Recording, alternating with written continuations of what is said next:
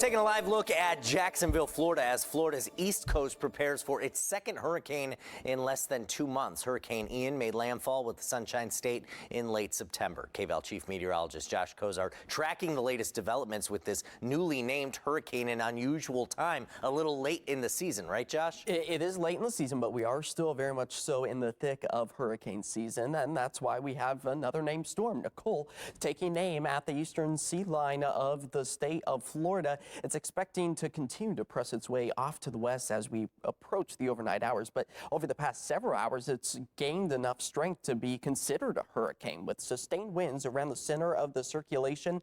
That's where they currently sit at 75 miles per hour. The whole storm is moving to the west at about 13 miles per hour, and it's expected to make landfall as a Category 1 storm come early tomorrow morning, right at about 1 o'clock or so, and it's going to continue to travel its way to the north, dropping a lot of water for much of the southeast. Now, we've got several watches and warnings as far as the hurricane warnings go. It's primarily on the east side, but tropical storm warnings due to the potentially strong damaging winds, the threat of tornado spin-ups, and also the flooding rains tracking as far as the western shoreline. And you got to keep in mind that this is an area that was still impacted just about a month or so ago with Hurricane Ian. Now, today we still sit within the time frame of hurricane season. It comes to an end November 30th, so we still got a few more weeks ahead of hurricane season, but hopefully this will be the last one for us. Brandon.